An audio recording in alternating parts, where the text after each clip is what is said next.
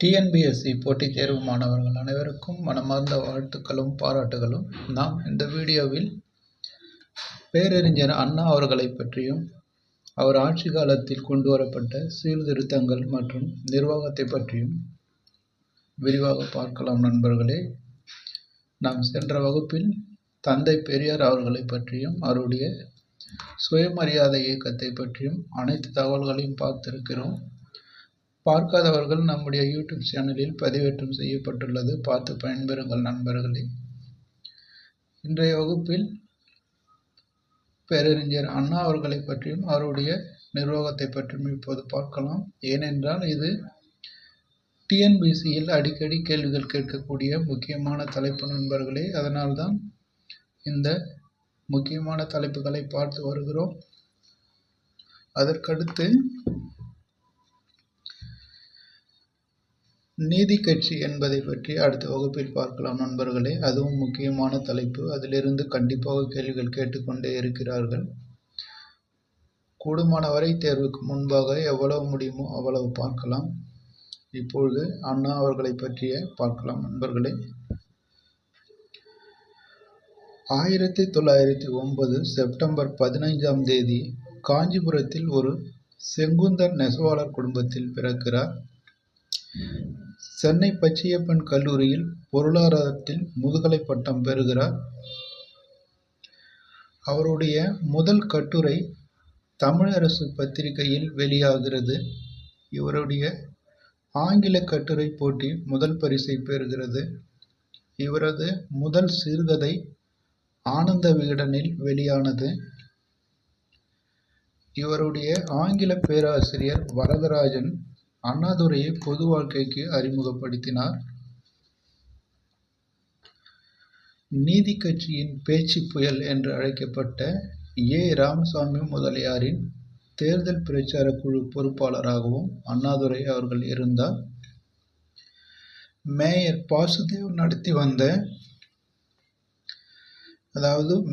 பாசுதேவ் அவர்கள் நடத்தி வந்த பாலபாரதி என்ற இதழை நடத்தும் பொறுப்பும் அண்ணாதுரைக்கு கொடுக்கப்பட்டது. அதே போன்று அவர் காஞ்சி மணிமொழியார் தோற்றுவித்த நவயுகம் இதழுக்கும் நீதி கட்சியின் முதலமைச்சர் பெப்பிலி அரசர் நடத்தி வந்த ஒரு இதழுக்கும் துணை ஆசிரியராக பணியாற்றினார். நீதி கட்சி பத்திரிகை ஜஸ்டிஸ் ஆசிரியர் டி.வி. நாதனுடன் உடனடி காரணமாக இருந்தார். நண்பர்களே, இந்த தகவல்கள் அனைத்தும் பள்ளி புத்தகத்தில் இல்லாதது. அதனால்தான் உங்களுக்கு தொகுத்து கொடுக்கிறேன். கேட்டு கவனமாக பயன்படுத்தி கொள்ளுங்கள். அதற்கடுத்து அண்ணாதுரை அவர்களும் பெரியாரும் நேருக்கு நேர் சந்தித்து பேசக்கூடிய வாய்ப்பானது 1935 மே 21ஆம் தேதிகளில் திருப்பூரில் நடைபெற்ற 2 நாள் 2வது செங்குந்தர் இளைஞர் மாநாட்டில் கிடைக்கிறது. அதற்கடுத்து துறையூரில் நடத்திய சுயமரியாதை மாநாட்டுக்கு தலைமை தாங்கும் வாய்ப்பை அண்ணாதுரைக்கு பெரியார் அவர்கள் கொடுக்கிறார். அதாவது 1937ஆம் ஆண்டு திருச்சி அருகில் துறையூரில் நடந்த சுயமரியாதை மாநாட்டிற்கு தலைமை தாங்கும் பொறுப்பை அண்ணாதுரை அவர்களுக்கு பெரியார் அவர்கள் கொடுக்கிறார். இந்திய மேடை பேச்சு வரலாற்றில் அண்ணாதுரையின் பேச்சு முதலிடத்தை வகுப்பதாக குறிப்பிடுகிறார் கே. கண்ணன். அதற்கடுத்து இந்திய எதிர்ப்பு போராட்டத்தில் பெரியாரும் அண்ணாதுரையும் பங்கேற்கிறார்கள். பெரியாருக்கு ஓராண்டு சிறை தண்டனையும் அண்ணாதுரைக்கு 4 மாத சிறை தண்டனையும் விதிக்கப்படுகிறது. அண்ணாதுரையின் முதல் சிறைவாசம் இதுதான். இது நடந்த ஆண்டு 1938. இந்த சிறைவாசம் இவ்விருவருக்கும் இடையே தொடர்பையும் பாசப்பிணைப்பையும் பலப்படுத்தியது. அதற்கடுத்து பெரியார் லக்னோ பல்கலைக்கழகத்துக்கு சென்றபோது கூட்ட அமைப்பாளர்கள் அண்ணாதுரையும் உரையாற்ற வேண்டும் என்று கேட்டுக்கொண்டார். அண்ணாதுரை பேச்சு மொழிபெயர்க்க வந்தார் என்று பேச வரவில்லை என்று பெரியார் மறுத்துவிட்டார். அதற்கடுத்து திராவிட நாடு கோரிக்கை. பெரியாரை விட்டு பிரிந்து காஞ்சிபுரம் சென்று திராவிட நாடு என்ற பெயரில் ஒரு வார இதழை அண்ணா அவர்கள் தொடங்கினார். சௌமியன், பரதன், ஒற்றன், சம்மட்டி, நக்கீரன், சமதர்மன், வீனஸ், வீரன் போன்ற பல புனைப்பெயர்களில் அண்ணாதுரை கட்டுரைகளையும் கதைகளையும் விமர்சனங்களையும் ஓரங்க நாடகங்களையும் எழுதி வந்தார். அதற்கடுத்து சந்திரோதயம், ஓர் இரவு, வேலைக்காரி, சிவாஜி கண்ட இந்து ராஜ்யம், நீதி தேவன் மயக்கம், காதல் ஜோதி, பாவையின் பயணம், குமஸ்தாவின் பெண், கொலைகாரியின் குறிப்புகள் ஆகிய நாடகங்களும் அவர் எழுதினார். அதற்கடுத்து கல்கி கிருஷ்ணமூர்த்தி அவரை ஜெர்மனியின் நாடக மேதை இம்சனோடு ஒப்பிட்டு எழுதினார். பாரதிதாசன் அவர்கள் அண்ணாதுரைக்கு அறிஞர் என்ற பட்டத்தை சூட்டினார். இது முக்கியமான கேள்வி நண்பர்களே. அதாவது அறிஞர் அண்ணா அவர்களுக்கு அண்ணா என்ற பட்டத்தை சூட்டியது பாரதிதாசன் அவர்கள். அதற்கடுத்து சமய இலக்கியங்களில் காணப்படும் ஆரியர் திராவிடர் வேறுபாடுகளை உதாரணங்களுடன் விளக்கினார். அண்ணாதுரை பெரியாரின் பகுத்தறிவு குறிக்கோளை ஏற்றுக்கொண்டார். ஆனால் அந்த இலக்கை அடைவதற்கான வழியை ஏற்றுக்கொள்ளவில்லை. காந்தியடிகளைப் போன்று முடிவும் அதை அடைவதற்கான மார்க்கமும் தூய்மையாக இருக்க வேண்டும் என்று கருதினார் அண்ணாதுரை. அதற்கடுத்து திருச்சி மாநாடு 1943. பெரியார் நீதி கட்சியின் தலைவராகவும் அண்ணாதுரை அதன் பொதுச் செயலாளராகவும் இருந்தபோது 1943 ஏப்ரல் 25 திருச்சியில் கூட்டப்பட்ட 14வது நீதி கட்சி மாநாட்டிற்கு அண்ணாதுரை தலைமை தாங்கும் வாய்ப்பை கொடுத்தார் பெரியார். அதற்கடுத்து சேலம் மாநாடு 1944. 1944 ஆகஸ்ட் 27 சேலத்தில் கூட்டப்பட்ட நீதி கட்சி மாநாடு தற்கால தமிழ்நாட்டு வரலாற்றின் முக்கிய நிகழ்ச்சிகளில் ஒன்றாகும். அந்த மாநாட்டில்தான் நீதி கட்சி திராவிடர் கழகம் என்று பெயர் மாற்றம் செய்யப்பட்டது. அந்த மாநாட்டில் நீதி கட்சியின் பொதுச் செயலாளராக இருந்த கி.ஆ.பெ. விஸ்வநாதம் பெரியாருக்கு எதிராக 14 குற்றச்சாட்டுகளை கூறி அப்பதவியிலிருந்து விலக்கினார். அதற்கடுத்து காங்கிரஸ் தலைவராயிருந்த டாக்டர் வரதராஜுலு நாயுடு அண்ணாதுரையை நீதி கட்சியின் மூளை என்று வர்ணித்தார். அதற்கடுத்து இந்தி எதிர்ப்பு போராட்டம் 1946. இந்தியா விடுதலை அடைவதற்கு முன்பு சென்னை ராஜஸ்தானின் முதலமைச்சராக இருந்த டி. பிரகாசத்தின் ஆட்சி காலத்தில் மீண்டும் இந்தியை கட்டாய பாடமாக்குவதற்கான முயற்சிகள் மேற்கொள்ளப்பட்டது. மீண்டும் பெரியார் இந்தி திணிப்புக்கு எதிராக போராட்டத்தை துவங்கினார். திராவிடர் கழகத்தின் சார்பாக நடத்தப்பட்ட இந்தி எதிர்ப்பு போராட்டத்துக்கு அண்ணாதுரை போராட்ட தளபதியாக தேர்ந்தெடுக்கப்பட்டார்.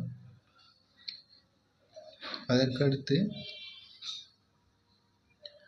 அண்ணாதுரையின் ஓர் இரவு நாடகத்தின் 25வது காட்சிக்கு தலைமை தாங்கிய பாரதிதாசன் அண்ணாதுரைக்கு அறிஞர் பட்டம் வழங்கியதாக குறிப்பிடுகிறார் ராணி மைந்தன். இந்திய விடுதலை நாள் துக்க தினம் 1947 ஆகஸ்ட் 15. ஆனந்த சுதந்திரம் அடைந்து விட்டோம் என்று ஆடி பல்லு பாடி கொண்டாட வேண்டும் என்ற பாரதி கனவு கண்ட நாள் இந்திய விடுதலை நாள். அந்த நாளை துக்க நாளாக கொண்டாட வேண்டும் என்று அறிக்கை வெளியிட்டார் பெரியார். அந்த நாளை பிரிட்டிஷ் பனியா பிராமண ஒப்பந்த நாள் என்று வர்ணித்தார். சுதந்திர தினத்தை இன்ப நாளாக கருத வேண்டும் என்று கூறினார். இந்தியை கட்டாய பாடமாக்கி உத்தரவிட்டார் ராஜாஜி. காம்ரேட் அண்ணாதுரை கூறியது போன்று நானும் உங்களோடு சேர்ந்து வருகிறேன் என்று சொன்னார். அடுத்து ஈரோடு மாநாடு 1948. 1948 அக்டோபர் 23, 24 தேதிகளில் பெரியார் ஈரோட்டில் கூட்டிய இந்தி எதிர்ப்பு மாநாட்டுக்கு தலைமை வகிக்குமாறு அண்ணாதுரையை கேட்டுக்கொண்டார். அந்த மாநாட்டில் திருவிகாவும் கலந்து கொண்டார். கழக பெட்டிச் சாவியை அனைவரது முன்னிலையிலும் அண்ணாதுரையிடம் கொடுத்துவிட முடிவு செய்துவிட்டதாக பெரியார் அறிவித்தார். அடுத்து பெரியார் மணியம்மை திருமணம் 1947.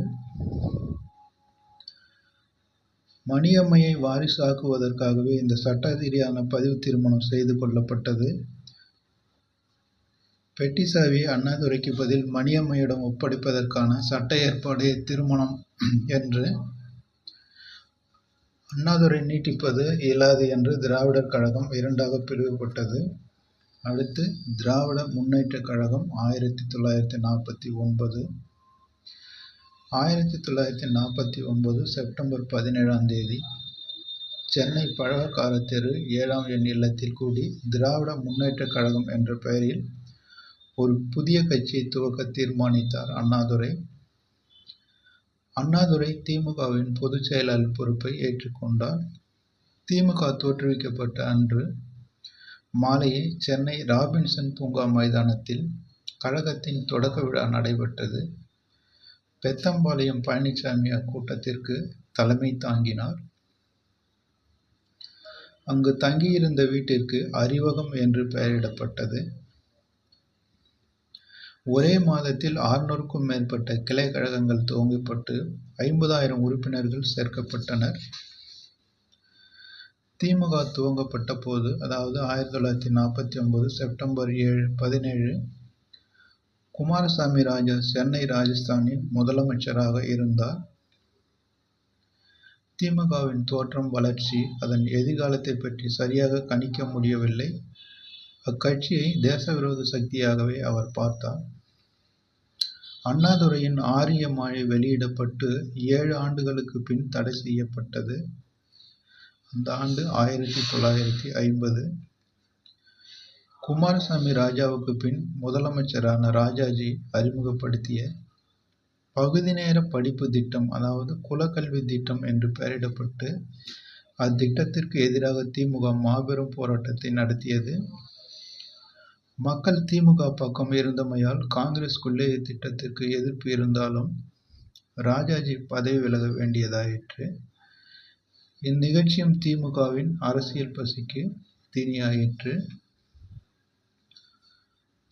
ராஜாஜிக்கு பின் முதலமைச்சரான காமராஜரை வரவேற்ற திமுக அவரது தட்சிண பிரதேச ஆதரவு முயற்சியை ஆதரிக்கவில்லை. காமராஜர் திட்டத்தின் கீழ் காமராஜர் பதவி விலகியதை அடுத்து பக்தவாச்சலம் முதலமைச்சராக பொறுப்பேற்றார். நண்பர்களே, காமராஜர் பதவி விலகியது 1963 அக்டோபர் 2ஆம் நாள். கே பிளான் என்று சொல்லக்கூடிய திட்டத்தின்படி காமராஜர் தாமாகவே முதலமைச்சர் பதவியிலிருந்து விலகிவிடுகிறார். அதற்கடுத்து இந்த சட்ட எரிப்பு போராட்டம் திமுகவின் செல்வாக்கை மேலும் அதிகரிக்கிறது. 1967ஆம் ஆண்டு நடைபெற்ற பொதுத் தேர்தலில் தற்கால தமிழ்நாட்டு வரலாற்றை திசை திருப்பிவிட்டது. தமிழ்நாட்டு ஆட்சி காங்கிரசிடமிருந்து திராவிட முன்னேற்றக் கழகத்துக்கு மாறிவிட்டது. கழகத்துக்கு முன் கழகத்துக்கு பின் என்ற நிலை ஏற்பட்டது. காங்கிரஸை தனித்திருந்து போட்டியிட்டு இத்தேர்தலில் வெற்றி பெற முடியாது என்பதை நன்கறிந்த திமுக தலைவர் அண்ணாதுரை கவின்முக கூட்டணியை உருவாக்கினார். இக்கூட்டணி ஐக்கிய முன்னணி என்று அழைக்கப்பட்டது. சிவஞான கிராமணியாரின் தமிழரசு கட்சி வேட்பாளர்களும் ஈவேகி சம்பத்தின் நாம் தமிழர் கட்சியின் வேட்பாளர்களும் திமுக உதயசூரியன் சின்னத்தில் போட்டியிட்டனர். இந்திய கம்யூனிஸ்ட் கட்சி தனித்து போட்டியிட்டது. அடுத்து தேர்தல் பிரச்சாரம். திமுக தேர்தல் பிரச்சனைகளை தேர்தல் பிரச்சார பொருளாக கொண்டது. இந்தி திணிப்பு, வடவர் ஆதிக்கம், தமிழ்நாடு பெயர் மாற்றம், உணவு பஞ்சம், விலைவாசி உயர்வு, வேலையில்லா திண்டாட்டம் போன்ற பிரச்சனைகளை பெரிதுபடுத்தி பிரச்சாரம் செய்யப்பட்டது. குறிப்பாக திமுக தனது தேர்தல் அறிக்கையில் ₹1 3 படி அரிசி கொடுப்பதாக வாக்குறுதி அளித்தது. ரூபாய்க்கு 3 படி அரிசி லட்சியம், 1 படி நிச்சயம் என்றார் அண்ணாதுரை. திமுகவின் வாக்குறுதிகள் வாக்காளரின் கவனத்தை வெகுவாக கவர்ந்தன. அதற்கடுத்து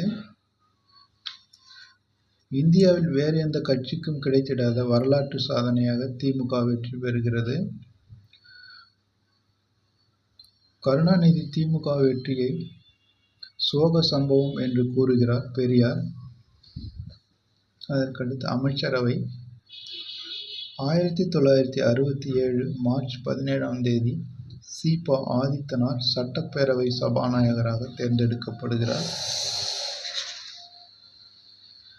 1967 மே 15 துவக்கப்பட்ட நடவடிக்கையாக கோவையிலும் சென்னையிலும் படியரிசி, அதாவது ₹1 ஒரு படி அரிசி என்ற திட்டத்தை அறிமுகப்படுத்தினார். அத்திட்டத்துக்காக ₹5 கோடி செலவிடப்பட்டது.